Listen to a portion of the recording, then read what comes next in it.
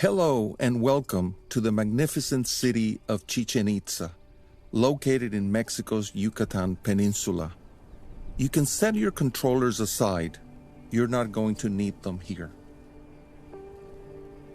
You are one of over 2.5 million people who have visited the ruins of Chichen Itza, declared a UNESCO World Heritage Site and one of the 7 wonders of the modern world. My name is Luis Martínez-Fernández. I am professor of Latin American and Caribbean history at the University of Central Florida, and I am excited to explore with you the architectural greatness and hidden cosmological meanings of this ancient Maya city, and also to learn about its high level of architectural and engineering accomplishment and how those structures intertwine with the cosmology that guided its diverse inhabitants, from its religious and military elites, through its artisans and famed athletes, to its humblest workers. Take a look around. You're in the great square of Chichen Itza, surrounded by vegetation of the sort that hid this entire city for over 6 centuries, before it was rediscovered in 1841. All around you is a tropical jungle populated by a wide variety of trees, mahogany, cedar, flamboyant, and fruit trees, as well as different species of bushes, which the city's artisans used to make baskets and other handicrafts. Now look up. The sun above us tells us that it is noon. The heat is magnified by the region's high relative humidity, which ranges between 70 and 84%. To understand Chichen Itza's founding, subsequent history, and significance, we must learn about the cenotes.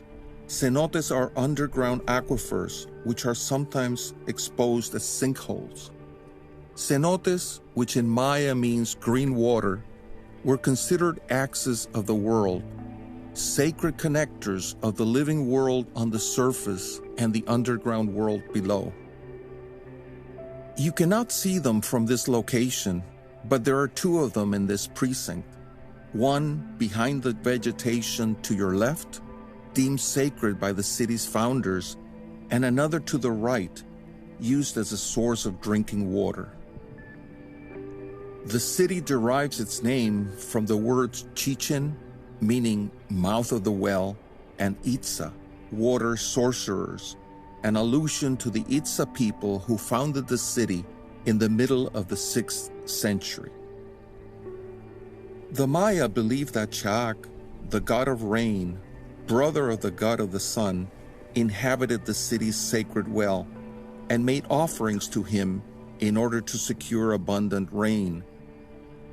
Offerings included luxury artifacts of gold, jade, and obsidian, and human sacrifices, as evidenced by skeletal remains recovered by archaeologists. A second phase in the history of Chichen Itza began early in the 10th century, with the arrival of Toltec peoples from central Mexico, who brought their own cultural, religious, and architectural influences. In fact, the buildings around you resemble those of the ruins of the Toltec city of Tula, located 684 miles away.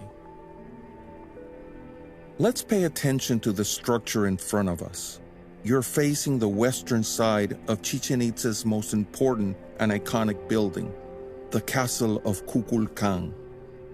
Towering at 90 feet above the ground, the pyramid is a temple built in honor of the Maya principal deity Kukulcán, creator god, god of the wind and rain, associated with the planet Venus and resembling the Aztec god Quetzalcoatl.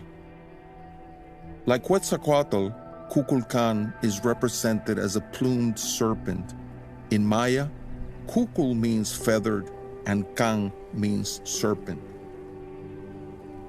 The pyramid's building material, gray limestone, is exposed, but centuries ago, like other structures in this city, it was painted mostly in red and white. If you look carefully toward the left side of the pyramid, its north side, you can see the profile of the head of a serpent at the bottom of the staircase. Above, the temple's main facade has two columns that also represent Kukulkan. The castle is also a calendar. Take another look at the staircase. There's one on each of the pyramid's four sides. 3 of those staircases consist of 91 steps. The other has 92. Added together, there's a total of 365 steps, each representing 1 day of the solar year. The castle of Kukulkan was built in alignment with the movement of the sun and other celestial bodies. Twice a year, in the spring and autumn equinox, the sun shines on the structure at a particular angle, creating the effect of a serpent descending to the ground. Visitors are not allowed to climb the pyramid, but if you were standing at the top on a clear day, you would be able to see an unobstructed horizon vanishing many miles away. The Yucatan Peninsula is a vast flatland of limestone, and the castle of Kukulkan also served as a defensive lookout. The entire precinct is silent, except for the occasional flight of birds. This is in sharp contrast with the bustle that characterized the city, which at its peak was home to 50,000. If we could transport ourselves to, say, the year 1100, we would see a multitude of people, elegantly attired members of the priestly and warrior elites, dressed in brightly dyed, elaborate cotton clothes and crowned with plumed head ornaments. Working men clad only in loincloths, their torsos profusely tattooed in black ink. Women in colorful blouses and skirts, carrying baskets of corn, beans, or squash, the staples of the Maya diet.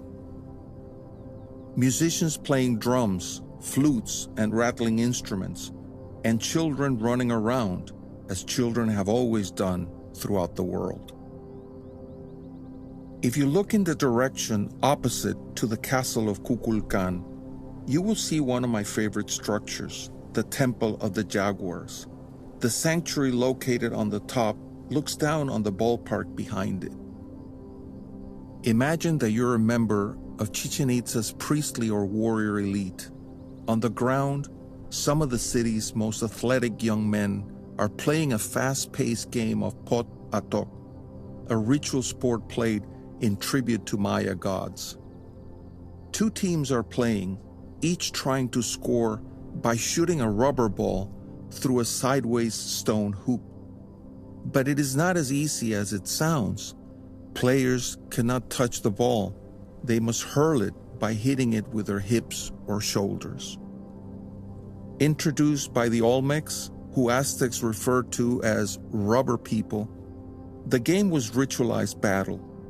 Students of Maya history still debate whether the version played in Chichen Itza included the killing of players on the losing team, as was common in other Mesoamerican locations.